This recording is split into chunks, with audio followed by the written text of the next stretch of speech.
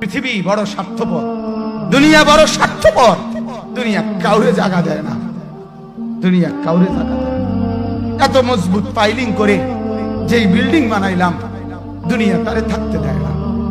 যা বেটা যা, যা তুই লাথি দিয়া বাড়ি করে যা, কবরে যা, কবরে যা। দুনিয়া কাউরে থাকতে দেয়। দুনিয়া কত ক্ষমতা ধরকে মাটির নিচে ফেলায় দিছে, দুনিয়া কত সম্পদ আলাকে মাটির নিচে ফেলে দিছে, দুনিয়া কত সুন্দরী নারীকে মাটির নিচে ফেলায় দিছে, মাটির সাথে রেজা রেজা করে ফেলছে। আজ আর চেহারা নাই, আজ আর রূপ নাই, আজ আর যৌবন নাই, আজ আর ক্ষমতা নাই। এমন বাদশা ছিল পৃথিবীতে যার হাতের আঙ্গুলের ইশারায় মানুষের গর্দান উড়াইয়া দিত, যার হাতের ইশারায় উঠত মানুষ, বসত মানুষ। আজ বাদশারা নাই, আজ সম্পদওয়ালারা নাই, আজ মালওয়ালারা নাই। দুনিয়া কাউরে থাকতে দেয় না, কাউরে না দোস্ত, কাউরে দেয় না। দুনিয়া দাদারে আমার থাকতে দেয় নাই। আমার দাদারে আমি দেখছি, আজ আমার দাদা নাই। আমার নানারে আমি দেখছি, আমার নানা নাই। আমার দাদিরে আমি দেখছি, আমার দাদি নাই। আমার নানিরে আমি দেখছি, আমার নানি নাই।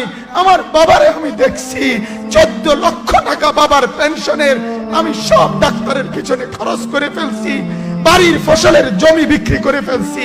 আমার বাপ যেন না মরে বারবার বারে হসপিটালে নিছি, কিন্তু দুনিয়া আমার বাপকে থাকতে দেয় নাই। আমার বাপ কবরে চলে গেছে। দুনিয়া কাউরে থাকতে দেয় না, কাউরে না, কাউরে না, কাউরে না, কাউরে না। আমার বাপ দুনিয়া কাউরে থাকতে দেয় না। তুমি থাকবা না, তুমি থাকবা না। দুনিয়ার ধোকায় পড়ো না বাপ, দুনিয়ার ধোকায় পড়ো না। মাকে বুঝান, আজ মারা বেসামাল হয়ে গেছে, আজ বোনেরা বেসামাল হয়ে গেছে, বেপরদার উৎসব তুলে দিছে। এটা যেন আল্লাহর সাথে যুদ্ধ করছে। আল্লাহ করোনা না, তুমি আরো কিছু দাও, আমরা বেপরদিকে ছাড়বো না। যুবক ছেলেগুলো যেন বলতেছে, আল্লাহ তুমি করোনা দেওয়ার চাই দাও, অশ্লীল ছবি দেখা, ফেসবুকে নর্তকী দেখা আমরা ছাড়বো না। দেখি তুমি কি করতে পারো, তুমি যা করার করো। দোকানদার ব্যবসায়ীরা হারামের লেনদেন করা বন্ধ করছে না, সুদখোর সুদ ছাড়ছে না, ঘুষখোর ঘুষ ছাড়ছে না, নাফরমান আর জিনাকার ব্যভিচারী এরা কেউ কিছু ছাড়ছে না। বেহায়ার বেপর্দা নারী তার অশ্লীলতার বেহায়াপনা ছাড়ছে না।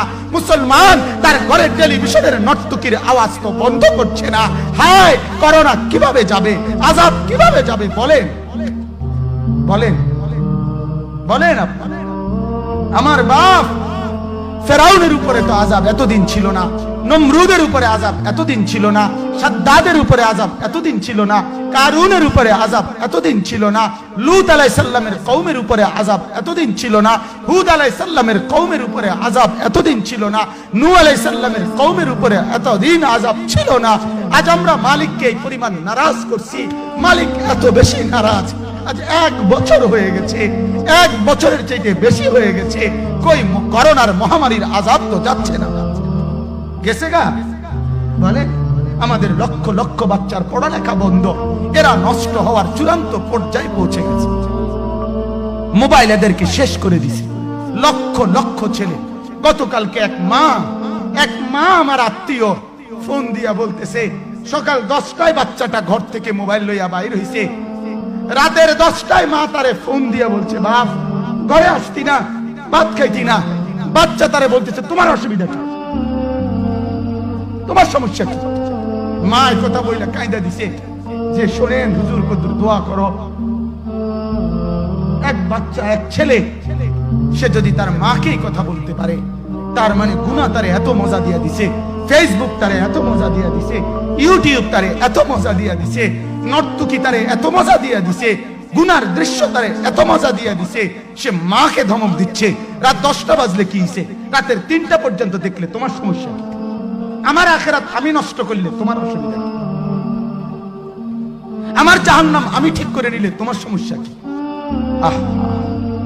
আল্লাহ আমাদেরকে মাফ করে দেন, আল্লাহ আমার জাতিকে মাফ করে দেন।